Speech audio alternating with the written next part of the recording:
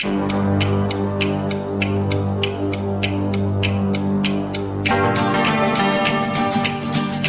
बच्चों, इससे पहले व्याख्यान में आपने महादेव वर्मा की जीवनी पढ़ी, उससे रूबरू हुए महादेव वर्मा की जीवनी से।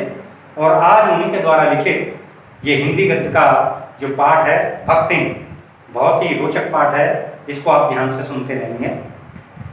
छोटे कद और दुबले शरीर वाली भक्तिन अपने पतले होठों के कोनों में दृढ़ संकल्प और छोटी आंखों में एक विचित्र समझदारी लेकर जिस दिन पहले मेरे पास उपस्थित हुई थी, तब से आज तक एक युग का समय बीत चुका है।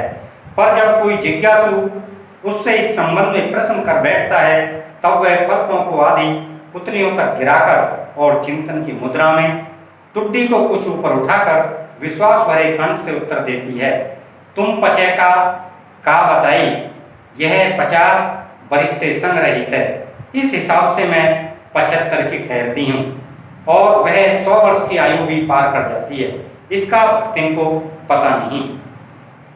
पता हो भी तो संभवतः वह मेरे साथ बीते हुए समय में रत्ती भर भी काम न कर पाएगी।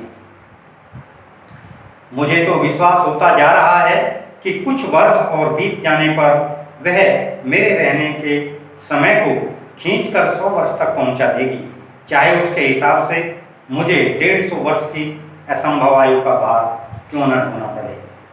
महादेव वर्मा के पास जो भक्तिन नाम की ये औरत है, ये जिस समय महादेव वर्मा की उम्र 50 थी, उस समय जो है उसकी 75 थी। और महादेव वर्मा कहती हैं कि जब तक ये 100 वर्ष की होगी तो मुझे लगता है कि ये मेरे साथ ही रहेगी, और इसका व्यवहार कैसा भी है लेकिन फिर भी ये मेरे लिए सही है।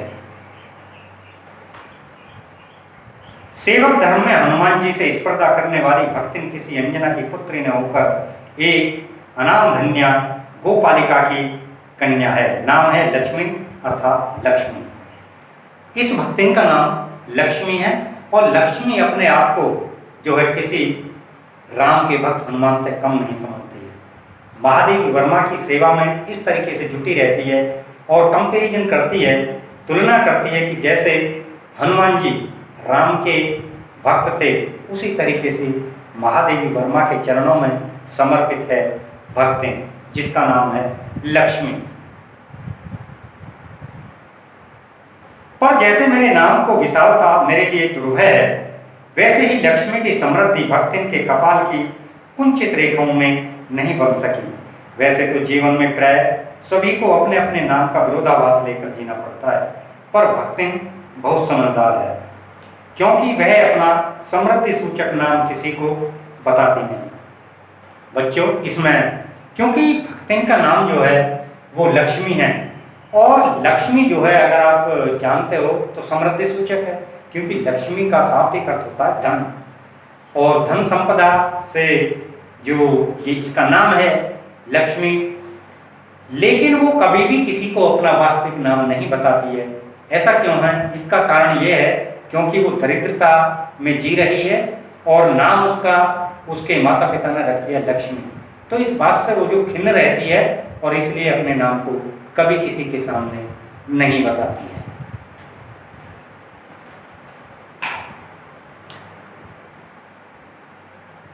केवल जब नौकरी की खोज में आई थी, तब ईमानदारी का परिचय देने के लिए उसने शेष व्रत के साथ यह भी बता दिया, पर इस प्रार्थना के साथ कि मैं कभी नाम का उपयोग न करूं, उपनाम रखने की प्रतिभा होती तो मैं सबसे पहले उसका प्रयोग अपने ऊपर करती।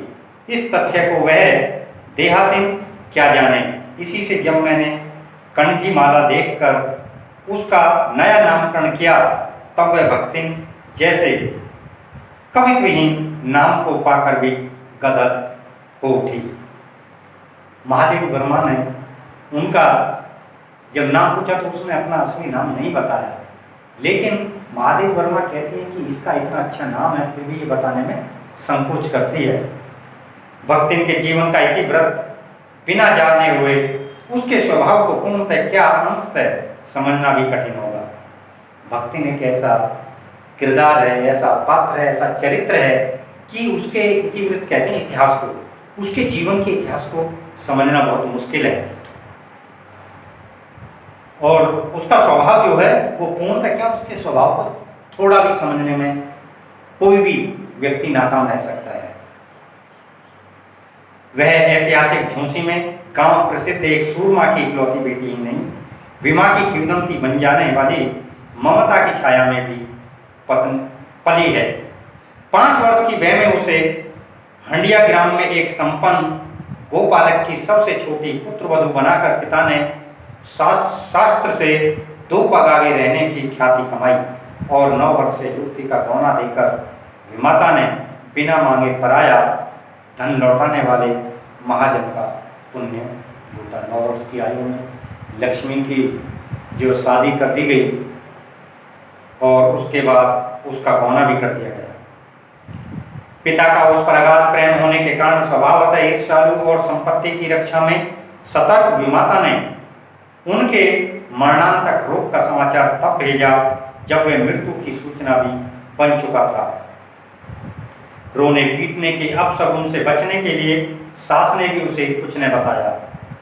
उसकी विमाता मर चुकी थी और उसकी सास ने भी उसे ये नहीं बताया कि भी तुम्हें अपने माता के यहाँ जाना है। इसलिए नहीं बताया कि ये रोएगी पीटेगी, इसलिए उस बात को छुपा के रखा किसकी, भक्तिन की सास ने। बहुत दिन से नहर नहीं गई, जाकर देखा है, यही कहकर और पहना उड़ाकर सास ने उसे विदा कर दिया।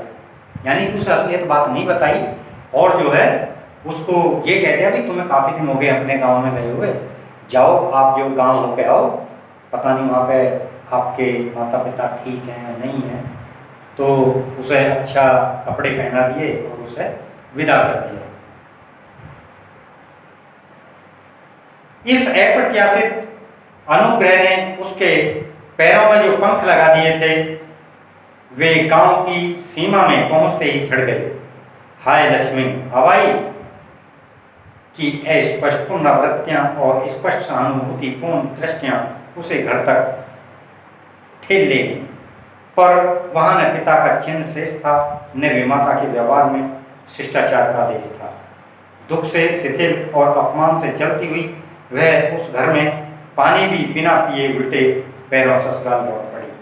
सास की खरी खोटी सुनाकर उसने विमाता पर आया हुआ क्रोध शांत किया और पति के ऊपर गहने फेंक फेंक कर उसने पिता के चिर विछोह की मर्मावस्था व्यक्त की। उसकी जो विमाता थी यानी कि दूसरी माता थी और उसके पिता एक्सपायर हो चुके थे, उसके पिता के एक्सपायर होने की ये सूचना जो उसकी सास ने जो है बताई नहीं थी। जैसे वो गांव में पहुंचती है तो गांव में उसे औरतें मिलती हैं और वो कहती हैं हे लक्ष्मी तू हवाई है, और घर पर जाकर देखती है तो पिता का जो अंतिम संस्कार भी हो चुका होता है और विमाता का भी उसके प्रति कोई अच्छा व्यवहार नहीं था।